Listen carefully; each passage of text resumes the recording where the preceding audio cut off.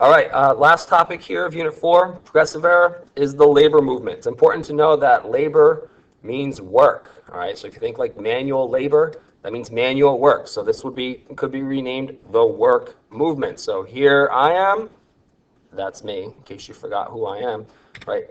And these are my fellow workers, right? And we're going to look at how workers start to unite, how they try to improve working conditions, right? Some of the major events, some of the labor unions that are formed, all right? Yeah, let's just go. You're going to get it soon, right? What's the goal? All right. Goal was simply to improve working conditions, right? Because throughout the industrialization period, okay, with robber barons and captains of industry and the big factories, okay, there's not much of an emphasis placed on workers' safety, right? So businesses are trying to make as much money as they can, so they have workers working a long time, not necessarily spending enough money making the conditions safe, paying their workers very well, right? Child labor, also a big concern, right? It was cheaper to pay children than it was to pay an adult. Right? And you're going to see the labor movement is going to face some problems at the beginning because government wants big business, right? The more business that's out there, the more money that the country makes, right? So labor unions they're looking for help from the government. They're not getting much help.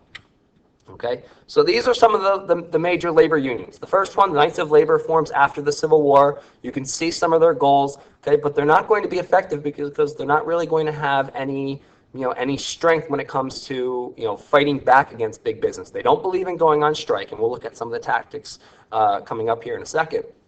Right, so they lose that power to fight back against big business.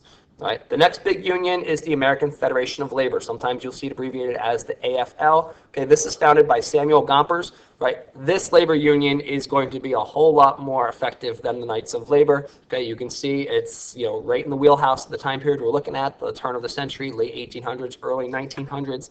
All right. You can see some of their goals there. Okay, and then like I mentioned before, it's important to know that both labor unions are going to struggle because government favors big business. All right, here are some of the tactics. Now, I color-coded them, right, to kind of help you keep things apart. Right, these are tactics or methods used by the workers. Okay, going on strike, simply refusing to work. Boycotting, refuse to purchase a good or service. Maybe you're unhappy with that with your employer, so you organize a boycott of their products.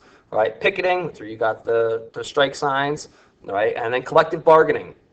All right, collective bargaining would simply just be a negotiating process with your employer. Right, now these would be tactics used by businesses. Right, and their big one was lock, and they kind of go hand in hand. Right, would be a lockout, meaning if your workers are unhappy, simply close down your business. They won't have jobs. They won't make money. How long are they going to be able to refuse to work? Okay, before they accept your conditions and accept what you want, and they'll come back to work. And then, like I said, hand in hand with that would be replacement workers. Okay, here's the first of the big events. All right, the Haymarket Affair. This was a labor protest. Members of the labor movement got together. Right, they were trying to have a rally, trying to urge people to to join them in their quest for improved working conditions. Right, and someone threw a bomb, exploded, people died. Right, and it kind of actually is a step back for the labor movement because people around the country started to view labor unions as being anarchists. They don't believe in government. They want to use violence when that may or may not have been the actual intent. Right? You could have just had a rogue terrorist that wanted to instill fear. Right, and then people, like I said, people didn't want to join unions anymore. Okay, so union membership kind of took a dive here for a period of time. All right, the next event is the Homestead Strike. Okay, Andrew Carnegie Steel Mill. We talked about how generous he was when it came to giving his money away, right? But he did have a ruthless side when it came to his workers. Okay, so his plant manager actually locks out the workers at the steel mill. He refuses to let them come in until they accept his conditions. Okay, they refuse. When he sends in guards to protect his mill, right? They actually come on barges across the river. All right, and the workers are going to attack all of the guards. Excuse me. Once again, labor unions and strikes and boycotts. Right, it does take a violent turn. Right, and the last of the big three events, and we're going to look at them in a whole lot more detail in class, is the Triangle Shirtwaist Factory fire. Right, very, very tragic event. Right, it was a sweatshop in New York City. Right, it was women, garment workers, meaning they were working sewing and textiles and making clothes.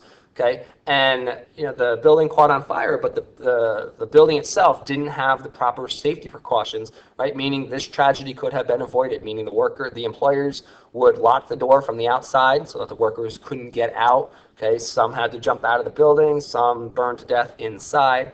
Okay, and this is going to kind of lead to a massive, nationwide, demand for better conditions, laws being passed, protecting workers, right?